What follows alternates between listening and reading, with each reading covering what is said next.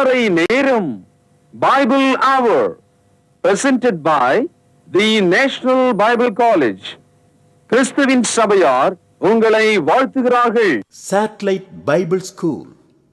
வணக்கம். தேசிய வேதாகம கல்லூரி மாணவ கண்மணிகளே, தோழர்களே, அருமை பெற்றோரே, உலகளாவிய என் தமிழ் சொந்தங்களே, கர்த்தருடைய பெரிதான கிருபையினாலே மீண்டும் இந்த வகுப்பிலே உங்களை சந்திப்பதற்கு தேவன் எனக்கு கொடுத்த சந்தர்ப்பத்திற்காக தேவனை நான் தோத்திருக்கிறேன். இந்த நாட்களில் கொரிந்தியருக்கு எழுதிய 2வது நிருபத்தை கருத்தாக நாம் படித்து கொண்டிருக்கிறோம். அந்த வகையில் இன்றைக்கு 6ஆம் அதிகாரம் முதல் 18 வசனங்களை நாம் தெரிந்து கொள்கிறோம். கொரிந்திய மக்கள் பலவிதமான பாவங்களிலும் முரட்டாட்டங்களிலும் விக்கிரக வழிபாடுகளிலும் இருந்து கொண்டே கிறிஸ்தவர்களாக இருக்க முயற்சி செய்தார்கள். அவர்களுக்குள்ள பிரிவினைகள் இருந்தது, அவர்களுக்குள்ள குழந்தை தனங்கள் இருந்தது. அதையெல்லாம் தள்ளுங்கள், ஒதுக்குங்கள், அதிலிருந்து மீண்டு வாருங்கள், சிலுவையும் அதன் ஞானத்தையும் பின்பற்றுங்கள், இயேசு கிறிஸ்துவுக்குள்ளே அர்த்தமுள்ள கிறிஸ்தவ வாழ்க்கை வாழுங்கள். இதுதான் கொரிந்து புத்தகத்தில் நாம் படிக்கிற அறைகூவலாக இருக்கிறதை நீங்கள் பார்க்கலாம். இன்றைக்கு 6ஆம் அதிகாரத்தில் தேவனுடைய கிருபையை குறித்து பேசுகிறார். சகோதரர்களே, வடமொழியில் கிருபா, அதே தமிழில் ஒலியாக்கம் செய்து கிருபை என்று எழுதியிருக்கிறார்கள். இந்த கிருபை என்ற சொல் தமிழ் கிடையாது, அதற்கு நிகரான சொல் அருள். அதாவது கடவுளிடத்திலிருந்து மனிதனுக்கு வருவது அருள், கடவுளிடத்திலிருந்து மனிதனுக்கு வருவது கிருபை. கிருபையை மனிதர்கள் பொன் வெள்ளி உழைப்பினாலே சம்பாதிக்க முடியாது. கிருபை என்பது கடவுள் பார்த்து அவருடைய விருப்பத்தின் கீழே ஒருவனுக்கு கொடுப்பது. அதனால்தான் கிருபை என்பது தேவனுடைய ஈவு. நீங்கள் கிருபையினாலே விசுவாசத்தை கொண்டு ரட்சிக்கப்பட்டீர்கள். மேன்மை பாராட்ட மனிதனுக்கு இடமில்லை, அது தேவனுடைய ஈவு. எபேசியர் 2ஆம் அதிகாரம் 8-9 வசனங்களை படிக்கிறோம். Grace is a merit of God, unmerited favor of God. Only God can give to the lost man. நோவாவுக்கு கர்த்தருடைய கண்களில் கிருபை கிடைத்தது. மரியாளை வாழ்த்தின தேவதூதன் கர்த்தரிடத்தில் நீ கிருபை பெற்றாய் என்று சொன்னான். கிருபை என்பது தேவன் யாருக்கு வேண்டுமானாலும் அவருடைய அன்பினாலே அவரால் தர முடியும். குறிப்பாக பாவத்தில் விழுந்து மரித்திருக்கிற மனிதனுக்கு உதவியாக தேவன் கிருபையை தந்திருக்கிறார். இப்போ தேவனுடைய கிருபையை நாம் வீண் செய்யலாமா என்று ஒரு கேள்வியோடு தொடங்குகிறார். இரவில் விளக்குகளை அணைத்து விடுகிறோம், ஏனென்றால் மின்சார செலவு. ஏன் அதை நாம் வீண் செய்ய வேண்டும்? நமக்கு காரியங்களை எப்படி ஒழுங்குபடுத்த வேண்டும், பொருளை எப்படி வீண் செய்யக்கூடாது என்றெல்லாம் நமக்கு அக்கறை தெரியும். குறிப்பாக இந்த காலத்தில், தண்ணீர் பஞ்ச காலத்தில் தண்ணீரை எவ்வளவு ஜாக்கிரதையாக பயன்படுத்துகிறோம். ஒரு காலத்தில் அந்த மாதிரி கிடையாது. தண்ணி பாட்டுன்னு போயிட்டே இருக்கும், குழாயில் ஊற்றி கொண்டே இருக்கும், யாரும் அதை போய் மூட மாட்டான், ஏன்னா அவ்வளோ தண்ணி இருந்தது. ஆனால் இன்றைக்கி ஒரு துளி தண்ணீருக்காக மனிதன் காத்திருக்கிறான். அதுபோல தேவனுடைய கிருபையை நீங்கள் விருதாவாக பெறாதபடிக்கு, தமிழில் இன்றைக்கு நாம் பேசாத ஒரு சொல் விருதாவாக. பொதுவாக தமிழர்கள் மத்தியில் விருதாவாக அப்படின்னா என்ன அதுன்னு கேட்பாங்க. ஏன்னா அந்த அளவுக்கு தான் அவங்களுக்கு தமிழ் தெரியாது. அவங்களுக்கு விருதானா என்ன அர்த்தம்னா வீணாக. உங்களுக்கு வழங்கியிருக்கு. இப்போ ஆங்கிலத்தில் வெயின் என்ற வார்த்தை வந்திருக்கு. வீணாக, வீணாக அப்படின்னு நேரத்தை பொழுதுபோக்குறவங்களையும், பொருளை வீணாக்குறவர்களையும், படிப்பை வீணாக்குறவர்களையும், அரசாங்கத்தையும் பார்த்து வீணா வீணா போனவன் அப்படின்னு சொல்கிறோம் இல்லையா? கிருபையை நீங்கள் வீணாக்கலாமா என்று கேட்கிறார். தேவன் தமது பிள்ளைகளுக்கு அதிகமான கிருபை தருகிறார், அதை நீ வீணாக்கலாமா? இந்த கேள்விக்கு நீங்கள் என்ன பதில் தருவீர்கள்? கடவுள் தமது மகனை குறித்த காலத்தில் சிலுவையிலே தந்தார். இன்றைக்கு 2000 ஆண்டுகள் ஆயிற்று. நாம் எத்தனை முறை ஆண்டவரை குறித்து கேள்விப்படுகிறோம், இயேசுனுடைய மரணத்தை குறித்து கேள்விப்படுகிறோம். ஆனால் ஒரு மனிதன் கல்லை போல அப்புறம் பார்த்துக்கலாம், அதுக்கப்புறம் ஞானஸ்நானம் எடுத்துக்கலாம், இன்னைக்கு எனக்கு இந்த கிறிஸ்தவ மார்க்கம் வேண்டாம் அப்படின்னு சொல்ற ஆளு தேவனுடைய கிருபையை வீணாக்குறான். கடவுளுடைய சித்தம் என்னன்னு கேட்டீங்கன்னா, இன்றைக்கே சில பேர் என்கிட்ட வந்து கேட்பாங்க, இந்த ரிட்டையர் ஆன பிறகு நான் ஞானஸ்நானம் எடுத்துக்கிறேன், ரிட்டையர் ஆன பிறகு நான் சபைக்கு வருகிறேன், என் மகளுடைய கல்யாணம் முடிஞ்ச பிறகு நான் கிறிஸ்தவனா மாறுறேன். அப்படிப்பட்ட மனிதன் வாழ்க்கையில கிருபை முழுவதும் இழந்த மனிதன். காரணம் என்னன்னா, கிருபையை அனுபவிக்கிற மனிதன் ஒரு நாளை கூட வீண் பண்ணக்கூடாது. 2 கொரிந்தியர் 6வது அதிகாரம் 2வது வசனம், அனுக்கிரக காலத்திலே நான் உனக்கு செவி கொடுத்து இரட்சணிய நாளிலே உனக்கு உதவி செய்தேன் என்று சொல்லி இருக்கிறாரே, இதோ இப்பொழுதே அனுக்கிரக காலம், இப்பொழுதே இரட்சணிய நாள். நாம் ரட்சிக்கப்படுவதற்கான ஒரு காலம், நேரம் நாளை அல்ல, அடுத்த வருஷம் அல்ல, ரிட்டையர் ஆன பிறகு அல்ல, இன்றைக்கு நாம் தேவனுடைய வார்த்தையை கேட்போமானால் அந்த கிருபையின் கீழ் நாம் வர வேண்டும். கிருபையை நீங்கள் விருதாவாக வீணாக செய்யக்கூடாது. கலாத்தியர் 2ஆம் அதிகாரம் 21வது வசனம், நான் தேவனுடைய கிருபையை விருதாவாக்குறதில்லை, நீதியானது நியாயப்பிரமாணத்தினாலே வருமானால் கிறிஸ்து மரித்தது வீணாயிருக்குமே. இந்த கிறிஸ்தவர்கள் மத்தியில மார்க்கம் இருக்கிறது, மதம் இருக்கிறது. இந்த மதத்தில் இருக்கிறவங்க எல்லாம் பழைய ஏற்பாட்டின்படி நடப்பாங்க, மோசேயினுடைய நியாயப்பிரமாணத்தை பாதி கை கொள்வாங்க, புதிய ஏற்பாட்டையும் பாதி கை கொள்வாங்க, 2ஆம் கட்டானா இருப்பாங்க. இப்படிப்பட்ட மக்கள் தேவனுடைய கிருபையை வீணாக்குறார்கள். ஒரு கேள்வியை கேட்கிறார், பழைய ஏற்பாட்டு மூலமா நாம் ரட்சிக்கப்படுவது சாத்தியமானால் புதிய ஏற்பாட்டிலே இயேசு கிறிஸ்து மரணம் ஏன் ஏற்பட வேண்டும், புதிய ஏற்பாடு ஏன் கொடுக்கப்பட வேண்டும்? ஆக பழைய ஏற்பாடு கொடுக்க முடியாததைத்தான் புதிய ஏற்பாடு நமக்கு கொடுக்கிறது. பழைய ஏற்பாட்டின் கீழே ஒருவனும் நீதிமானாக்கப்படவில்லை. ஆகவே புதிய ஏற்பாடு நமக்கு நீதியை வழங்குகிறது. ஆக பழைய ஏற்பாட்டின் கீழே நீங்கள் இருந்தால் நீங்கள் தேவனுடைய கிருபையை வீணாக்குகிறீர்கள். அதனால்தான் பவுலடியார் சொல்றாரு, நான் சிலுவையில் அறையப்பட்டிருக்கிறேன், நான் தேவனுடைய கிருபையை வீணாக்க விரும்புவதில்லை. என் அன்பு தோழர்களே, பரிசுத்தவான்களே, நட்சத்திர போதகர்களே, நீங்கள் கொஞ்சம் யோசித்து பாருங்கள். வாய்க்கு வாய் தவறாம எந்த உபதேசம் என்று தெரியாம, புதிய ஏற்பாட்டுக்கும் பழைய ஏற்பாட்டுக்கும் வித்தியாசம் தெரியாம, பழைய திராட்சை ரசத்தை புதிய துருத்திலையும், பழைய துருத்தியில புதிய திராட்சை ரசத்தையும், பழைய துணியோடு புதிய துணியும் நீங்க இணைச்சி வச்சீங்கன்னா, ஊற்றி வச்சீங்கன்னா ரெண்டும் கட்டுப்படும், ரெண்டும் கிழிஞ்சு போடும். இயேசு சொன்ன உதாரணங்களை உங்களுக்கு ஞாபகப்படுத்துறேன். இயேசு கிறிஸ்து நியாயப்பிரமாணத்தினுடைய நிறைவாக முடிவாக இருக்கிறார். ரோமர் 10ஆம் அதிகாரம் 4வது வசனம். ஆகவே தான் தேவனுடைய கிருபையை நீங்கள் வீண் பண்ணக்கூடாது என்று சொல்கிறார். இப்பொழுது 2 கொரிந்தியர் 6ஆம் அதிகாரம் 4 முதல் 10 வசனங்கள். இங்கே தேவனுடைய மக்கள், ஊழியக்காரர்கள், கிருபையின் கீழ் ஊழியம் செய்கிறவர்கள் எப்படி இருக்க வேண்டும், எதையெல்லாம் சந்திக்க வேண்டும், எப்படியெல்லாம் நடந்து கொள்ள வேண்டும், இதை நாம் படிக்கும்போது நம்ம வீட்டுக்கு வெறும் காணிக்கை சுரண்டின்னு போற இந்த ஏமாத்து பேர் வழிகள், இந்த மாதிரியான ஊழியக்காரர்களை பார்க்கும்போது நமக்கு ரொம்ப வருத்தமா இருக்கும்.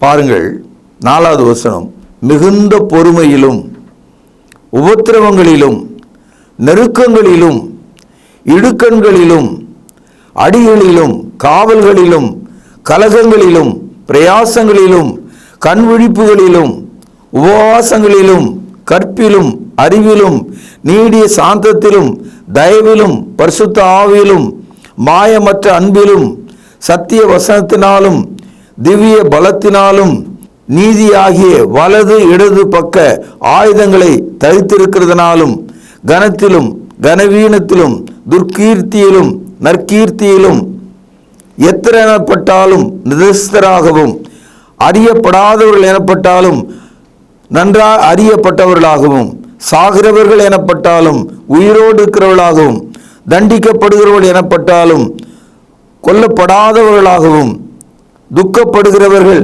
எனப்பட்டாலும் சந்தோஷப்படுகிறவர்களாகவும், தரித்திரர் எனப்பட்டாலும் அநேகரை ஐஸ்வர்யவான்களாக்கிறவராகவும், ஒன்றுமில்லாதவர்கள் எனப்பட்டாலும் சகலத்தையும் உடையவர்களாய் இருக்கவும் எங்களை விளங்க பண்ணுகிறோம். ஒரு கிறிஸ்தவ ஊழியர், ஒரு கிறிஸ்தவ சபை இந்த அடையாளங்களின் கீழ் நிற்கிறது. எந்த ஒரு கிறிஸ்தவனும் அவன் ஏழையா இருந்தாலும் அவன் பிச்சைக்காரனா இருக்க மாட்டான்.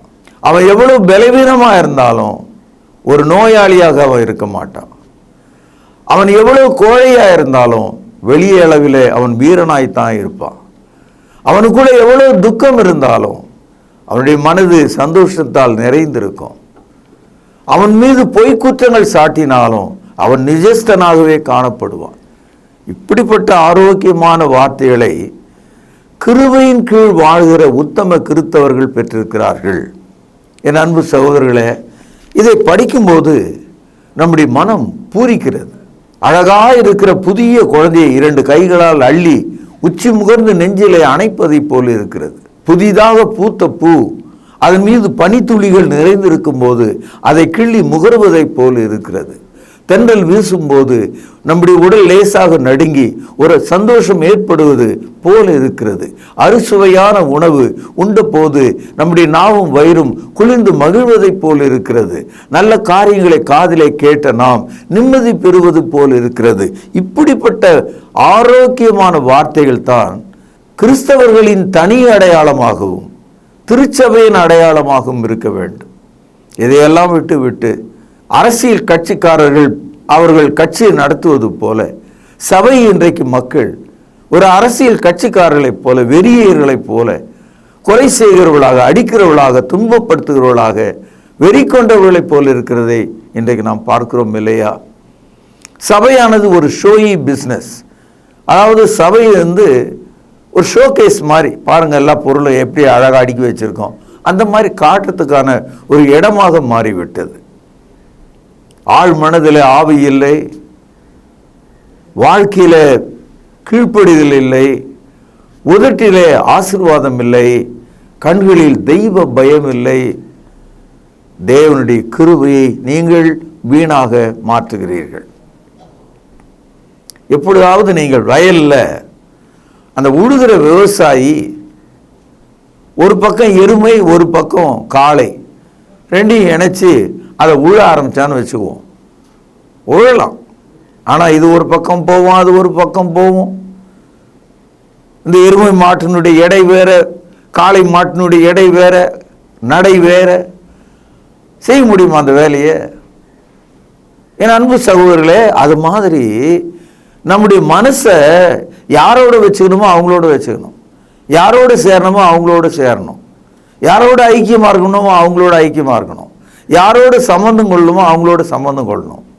இன்னைக்கு திருமண வாழ்க்கையில் பெரியவங்க பார்த்து கட்டி வச்சாங்க, பாஸ்டர் சொன்னாங்கன்னு கல்யாணம் பண்ணேன், நான் விரும்பி கல்யாணம் பண்ணிக்கிட்டேன். இப்போ அவங்க படுற பாடுகளை பார்த்தீங்களா? காரணம் என்ன?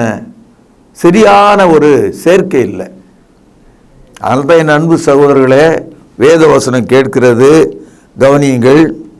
6ஆம் அதிகாரம் 14வது வசனம், அந்நிய நுகத்தில் அவிசுவாசிகளுடனே பிணைக்கப்படாதிருங்கள். அர்த்தம் புரியுதா உங்களுக்கு? அதாவது அந்நிய நுகம், நுகம் என்பது ஆங்கிலத்தில் யோக், இந்த மாட்டு கழுத்து மேலே போடுறாங்க இல்லையா ஒரு துண்டு, அது. இப்போ எருமை காளையோட ஒரு மேலே ஒரு துண்டு போட்டால் கூட கீழே நடக்கிற அந்த 2 மிருகம் எப்படி இருக்கு? அந்த மாதிரி ஒரு விசுவாசியோட அவிசுவாசியை சேர்த்து வச்சிங்கன்னா இப்படி தான் ஆகும். ஞாயிற்றுக்கிழமை பார்த்தா எனக்கு நேரம் இல்லைன்னு சொல்லுவான், காணிக்கை கொடுக்கவே மாட்டான், பரிசுத்தவான்களுக்கு கீழ்ப்படிய மாட்டான், மனைவிக்கு உண்மையாக இருக்க மாட்டான், கணவனுக்கு அவள் உண்மையாக இருக்க மாட்டான். இந்த வசனம் எவ்வளோ வருத்தமாக இருக்குல்ல படிக்கும்போது. நாமே ஒரு கத்தை எடுத்து கழுத்தை அறுத்துக்கிற மாதிரி இருக்கு. அதான உண்மை. பாருங்கள், அந்நிய நுகத்தில் அவிசுவாசிகளோடு பிணைக்கப்பட வேண்டாம். பிணைத்தல் என்றால் கட்டுதல், நுகம் என்பது கழுத்திலே வைத்து ஒரு கயிற்றாலே அந்த மாட்டை கட்டி விடுவார்கள். அதுக்கப்புறம் அது ஓட முடியாது. அது மாதிரி தான் தாலி என்ற ஒன்றை கட்டிக்கொண்டு, திருமணம் ஒன்றை கட்டிக்கொண்டு, சூழ்நிலை என்ற ஒரு கைதியாக நாம் இருக்கிறோம். இதுக்கெல்லாம் காரணம், அவனுக்கு எவ்வளோ சம்பளம் வருது, அவனுக்கு வீடு இருக்குது, இவளுக்கு அழகு இருக்குது, இது பார்க்காதீங்க. அவளுக்கு விசுவாசம் இருக்கா, அவள் தேவனுடைய பிள்ளையா, கடவுளுக்கு பயந்த ஒரு குடும்பமா, எத்தனை தலைமுறையாக அவங்க தேவனுக்கு பிரியமான மக்கள், அப்படி பார்க்கணும். ஆபிரகாம் தன் மகன் ஈசாக்கு பெண் எடுக்க போகும்போது அவன் கரெக்டாக சொல்லி அனுப்பிச்சான், இந்த மாதிரி ஒரு பெண்ணை தேடி கண்டுபிடின்னு. அது மாதிரி நாமும் கூட வாழ்க்கையில், சபையில், எல்லா விஷயத்துலையும் யாரோட ஐக்கியமாக இருக்கிறோம், யாரோடு பிணைக்கப்பட்டிருக்கிறோம் என்பதை கவனிக்கணும். 14வது வசனம், நீதிக்கும் அநீதிக்கும் சம்மதம் ஏது? ஒரு அற்புதமான கேள்வி. இப்போ நீதினா என்னன்னு தெரியும், அநீதினா என்னன்னு தெரியும். ஏதாவது சம்பந்தம் இருக்கா? ஏதாவது அதுக்கு சம்பந்தம் இருக்கா? இல்லை. நீதின்றதுக்கு 100 மார்க் போடுங்க, அநீதிக்கு எவ்வளோ போடுவீங்க? 0, முட்டை தான் போடுவீங்க. அப்போ இதுவும் அதுவும் ஒன்று தானா? நீதியும் அநீதியும் ஒன்று தானா? பரவாயில்ல அப்படின்னு சொல்லலாமா? என் அன்பு சகோதரர்களே, ஒரு கள்ள நோட்டுக்கும் அரசாங்கத்தால் வெளியிடப்பட்ட ஒரு நோட்டுக்கும் எவ்வளோ வேறுபாடு? அரசாங்கத்தால் வெளியிடப்பட்ட 10 ரூபா இருந்தாலும் அது அதிகாரத்தின் கீழே இருக்குது. கள்ள நோட்டு ஜெயிலுக்கு தான் நம்ம போகணும். ஆக தேவனுடைய நீதிக்கும் அநீதிக்கும் ஏதாவது ஐக்கியம் இருக்கிறதா என்ன கேட்குறாரு. நீதிக்கு அநீதிக்கும் ஏதாவது சம்பந்தம் இருக்கிறதா? இந்த சம்பந்தம் என்ற வார்த்தை மூலமொழியில் இங்கே எப்படி மொழிபெயர்த்திருக்காங்கன்னா ஃபெலோஷிப்னு வந்திருக்கு. உறவே வச்சுக்க முடியாதுன்னு சொல்கிறார். You cannot have a relationship with unrighteousness. அநீதி உள்ள காரியங்களோட உறவு நாம் ஐக்கியமாம் கொள்ள முடியாது. 3வதாக, ஒளிக்கும் இருளுக்கும் ஐக்கியம் எது? இப்போ இருட்டா இருக்கிற ஒரு அறை, உள்ள என்ன ஆகுதுன்னு கண்ணுக்கு தெரியல, ஒரு சின்ன மெழுகுவர்த்தி கொளுத்துங்க, இல்லை செல்போனில் லைட்டை போடுங்க, நம்ம கண்ணு நல்லா தெரியும். அப்போது இருளுக்கும் ஒளிக்கும் சம்பந்தம் இல்லை. ஒளி இருந்தால் தான் இருளை நாம் வெறுக்க முடியும். அப்போ ஒளியை விரும்பாத ஆள் இருளிலே இருந்து கொண்டிருக்கிறான். ஆக ஒளிக்கும் இருளுக்கும் எந்த விதமான ஐக்கியம், கம்யூனியன் கிடையாது. there is no relationship. பூமியின் மேலே இருள் இருந்தது. கர்த்தர் சொன்னாராம், வெளிச்சம் உண்டாக கடவுது. அப்போ இருள் நீங்கியது. நம்ம மனசில் சொல்கிறோம், என் மனசு இருட்டாக இருக்கு, என் வாழ்க்கை இருட்டாக போச்சு. அப்போ உனக்கு வெளிச்சம் வேணும். ஏசு சொன்னார், நான் உலகத்திற்கு ஒளியாக இருக்கிறேன், எந்த மனுஷனும் பிரகாசிக்கிற மெய்யான ஒளி நான். இயேசு கிறிஸ்து ஒளியாக நமக்கு இருக்கிறார். ஒரு கிறிஸ்தவன் வெளிச்சத்தின் பிள்ளையாக இருக்கிறான். ஆகவே என்ன சொல்றாரு? ஒளிக்கும் இருளுக்கும் ஐக்கியம் எது? இதுவரைக்கும் 3 கேள்விகளை பார்த்தோம். 4வதாக, கிறிஸ்துவுக்கும் பேலியாளுக்கும் இசைவேது? பேலியாள் அப்படின்னா ஆங்கிலத்தில் பேஹேல்னு வந்திருக்குது. தமிழில் பேலியாள்னா தெரியாது நமக்கு. பேலியாள்னா அந்த பழைய ஏற்பாட்டு காலத்தில், இஸ்ரவேலர்கள் வாழ்ந்த காலத்தில் அங்கே ஒரு தெய்வ வழிபாடு இருந்தது, பெண் தெய்வ வழிபாடு. அதை பேலி என்று அவர்கள் அழைப்பார்கள். அந்த பேலியாள் பெண்களுக்கு ஆதரவான சக்தி கடவுள். அதை சில இடங்களில் மொழிபெயர்ப்புகளில் பாகால் என்று மொழிபெயர்த்திருக்காங்க. இந்த பேலியாளை, இந்த பாகால் கிட்ட போகாத ஆளே கிடையாது. எலியாவின் நாட்களில் எலியா சொன்னார் கடவுளிடத்தில், எல்லா மக்களும் பாகாலை முத்தமிட்டார்கள்னு. அப்போ ஆண்டவர் சொன்னார், பாகாலை முத்தமிடாத 7000 பேரை இஸ்ரவேலில் நான் மீதியாக வைத்திருக்கிறேன். அதுபோல இன்றைய காலத்தில் இயேசு கிறிஸ்துவுக்கும் பாகாலுக்கும் எதனா உறவு இருக்கிறதா? பேலியாளுக்கோட எதனா உறவு இருக்கா? அப்போ நீங்கள் எப்படி கிறிஸ்தவ பேர்லேயும் இருக்கிறீங்க, இந்து பேர்லேயும் இருக்கீங்க, கிறிஸ்தவனும் சொல்லிக்கிறீங்க, இந்துக்கள்னு சொல்லிக்கிறீங்க, எல்லா பண்டிகையும் கொண்டாடுறீங்க, எல்லா உறவையும் வச்சுக்கிறீங்க, எல்லா இடத்துக்கும் போகிறீங்க, எல்லா அசிங்கமும் செய்துக்கிறீங்க. கிறிஸ்தவர்கள் மத்தியில் பாகாலின் பெயரை தன் பெயரில் வைத்துக்கொண்டு பைபிளை தூக்கிட்டு பிரசங்கம் பண்ற ஆள் எத்தனை பேர் இருக்கான்? லாரன்ஸ் முருகன், இது என்ன பேர்? இது ஜான் அரிஜனன், இது என்ன பேர்? இது ஏன் இந்த மாதிரி? கிறிஸ்துவுக்கும் பேலியாளுக்கும் ஏதாவது ஐக்கியம் இருக்கா? நாம் ஒரு பொது பெயர்களை வைத்துக் கொள்ளணும். பைபிள் இருக்க பேர் தான் இல்லை, விக்கிரக வழிபாடு இல்லாத பொது பெயர்களை நம்ம வச்சுக்கலாம். கருப்பன், பிளாக், வெள்ளையன், ஒயிட், ஆங்கிலத்தில் அப்படியே வச்சிருக்கான் பேரை, நீங்கள் பார்த்துக்கலாம். ப்ரௌன், ஆங்கிலத்தில் ஒரு ஆளுனுடைய பேர், அது பார்த்தீங்களா? சில பேருடைய பேர் ட்ரீ, மரம் என்று வச்சிருக்கான். பொது பெயர்களை வச்சுக்கலாம். நீங்கள் ஏன் பாகாலுடைய பேரை வச்சுக்கிட்டீங்க? பாகாலுடைய பேரை வைக்கும்போது பாகால் உங்கள் மேலே ஆட்சி செய்கிறான், பாகாலினுடைய நினைவு உங்களுக்கு வருகிறது. உங்கள் பேரை சொல்லும்போது இன்னொரு மனிதன் தன் வாயினால பாகாலை உச்சரிக்கிறான். அந்நிய தெய்வங்களுடைய பெயரை நாம் உச்சரிக்க கூடாது என்று புதிய ஏற்பாடு போதிக்கிறது. இதெல்லாம் புரிஞ்சுக்கணும் நம்ம. ஆகவே என்ன சொல்றாரு? கிறிஸ்துவுக்கும் பேலியாளுக்கும் இசைவேது, அவிசுவாசியோட விசுவாசிக்கு பங்கு ஏது. ஆங்கிலத்தில் இந்த பங்கு ஏது அப்படின்றது அக்கார்டு என்று வந்திருக்கு. பங்குனா வீட்டில் பங்கு பிரிப்பாங்க, நிலத்தில் பங்கு பிரிப்பாங்க, சொத்தில் பங்கு பிரிப்பாங்க, பணத்தில் பங்கு பிரிப்பாங்க. கிராமத்தில் ஏதாவது ஒன்று நடந்தால் அதில் பங்கு பிரிக்கிறதெல்லாம் நீங்கள் பார்ப்பீங்க. பங்குனா போர்ஷன், அது உங்களுக்கு கொடுப்பாங்க. அது மாதிரி நமக்கு அவிசுவாசியோடு எந்த பங்கு வேண்டான்ற நீங்கள் வச்சுங்க, தேவையே இல்லை உங்கள் பங்கு எங்களுக்கு. எங்கள் தேவன் எனக்கு போதுமானவர். ஆபிரகாம் அன்றைய அரசனால அவன் வாழ்ந்த காலத்தில் அவன் பங்கு கொடுத்தான், இதெல்லாம் வச்சுக்கப்பா நீ சாப்பிடுன்னு, இதெல்லாம் அனுபவின்னு சொன்னான். அப்போ அவன் சொன்னான் எனக்கு எதுவுமே தேவையில்லை, தேவன் எனக்கு கொடுப்பாருன்னு சொன்னான். அதனால் அவிசுவாசியோட விசுவாசிக்கு பங்கு இல்லை. இதுவரைக்கும் 5 காரியங்களை பார்த்தோம். 6வதாக தேவனுடைய ஆலயத்துக்கும் விக்கிரகங்களுக்கும் சம்பந்தம் ஏது? 16வது வசனத்தில் இது 6வது பாயிண்ட். விக்கிரகங்களுக்கும் தேவனுடைய ஆலயத்துக்கும் என்ன சம்பந்தம்னு கேட்கிறார். இந்த நேரத்தில் என் அன்பு கத்தோலிக்க மக்களை பார்த்து நான் கேட்குறேன், நீங்கள் செய்கிறதெல்லாம் சரிதானா? எத்தனை விக்கிரக வழிபாடுகளை செய்கிறீங்க? கேட்டால் நாங்கள் ஒன்றும் விக்கிரகத்தை வழிபடுவதில்லை அப்படின்னு சொல்கிறீங்க இல்லையா? ஆனால் உங்கள் மனசாட்சியை கேட்டு பாருங்கள், உங்களுக்கே தெரியும். இன்னைக்கு வேளாங்கண்ணிக்கு போகிறவங்க என்னென்ன செய்கிறாங்கன்றது நீங்கள் பார்க்கலையா? மொட்டை அடிப்பதிலிருந்து, கொடியேற்றுவதிலிருந்து, தாரை தப்பட்டை அடிக்கிறதுலேருந்து, தேர் இழுக்கிறதுலேருந்து, தெரு நடுவே பொங்கல் சமைத்து வழிபடுவதிலிருந்து எல்லாவற்றிலும் தேவனுடைய ஆலயத்துக்குரிய மக்கள் விக்கிரக வழிபாடுகளுக்கு போய்விட்டார்களே. நீங்கள் தேவனுடைய ஆலயம் என்றும் தேவனுடைய ஆவி உங்களில் வாசமா இருக்கிறார் என்றும் அறியீர்களா என்று 1 கொரிந்தியர் 3:19 நாம் படிக்கிறோமே. You are the temple of God, the Spirit of God is dwelling in you. ஆகவே தேவனுடைய ஆலயத்துக்கும் விக்கிரகங்களுக்கும் சம்பந்தம் ஏது? 6 கேள்விகளை கேட்டார். இந்த 6 கேள்விகளுக்கும் பதில் என்ன? பதில் இல்லை. அப்போ பதில் இல்லைன்னு சொன்ன பிறகு நீங்கள் இப்படி இருக்கலாமா? கொரிந்தியர்களை அதான் கேட்கிறார். என்ன கேட்கிறாரு? அந்நிய நுகத்திலே நீ பிணைக்கப்படலாமா?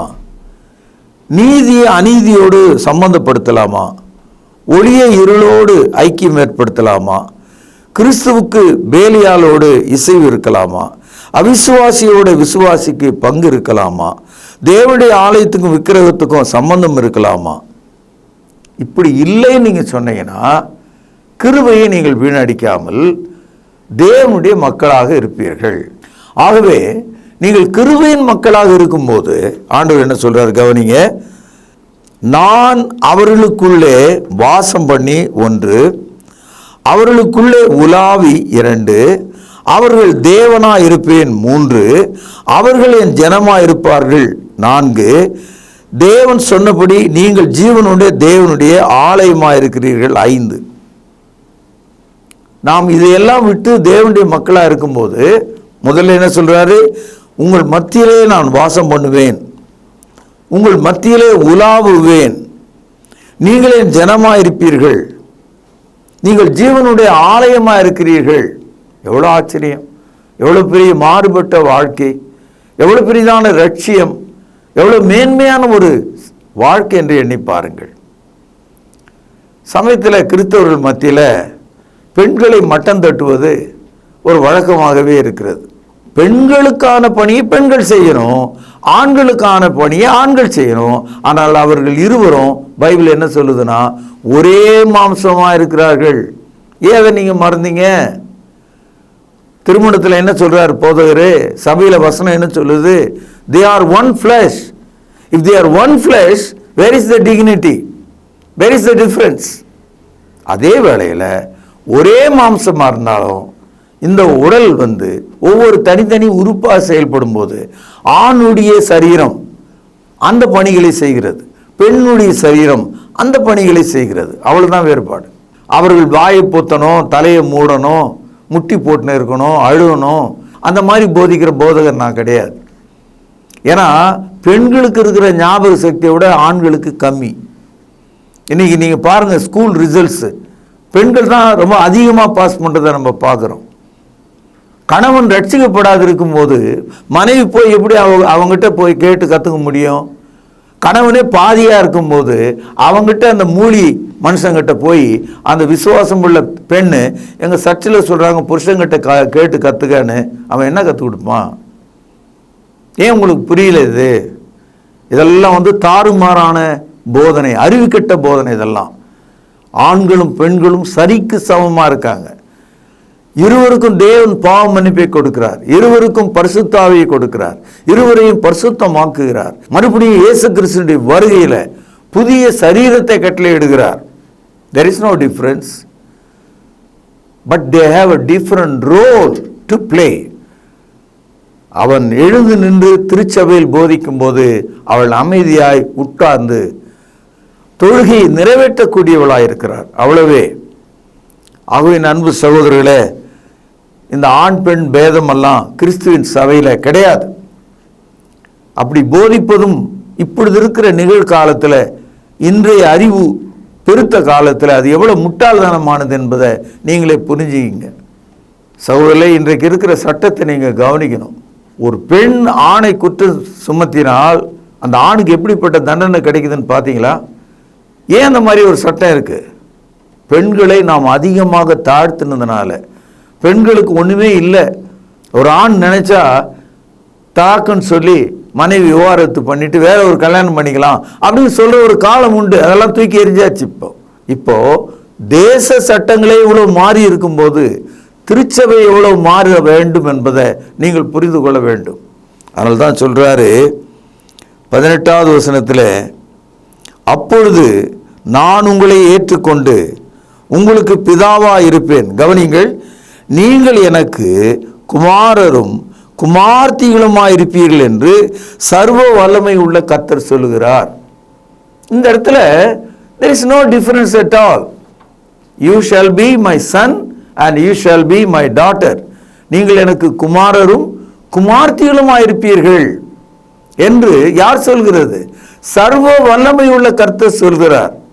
கேவலம் இந்த மனுஷன், அந்த மனுஷன் வீட்டில் பொண்டாட்டியை அன்பா நடத்த முடியாத ஐயோக்கியம் நீ வரக்கூடாது, நீ பேசக்கூடாது, நீ அங்கே நிற்கக்கூடாது, நீ வெளியே வரக்கூடாது.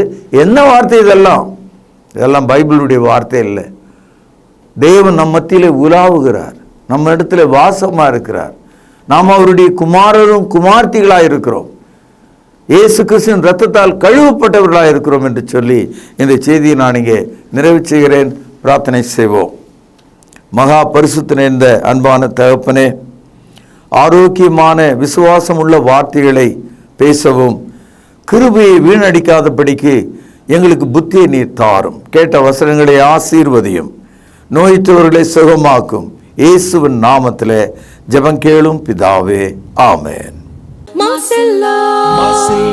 சுத்தமா திரு புண்ணிய தீர்த்தத்தினால் குற்றம் நீங்கி விடகுணம் மாறேற்ற ஆட்டுக்குட்டி என்ற ரத்தத்தினால் மாசில்லா சுத்தமா திரு புண்ணிய தீர்த்த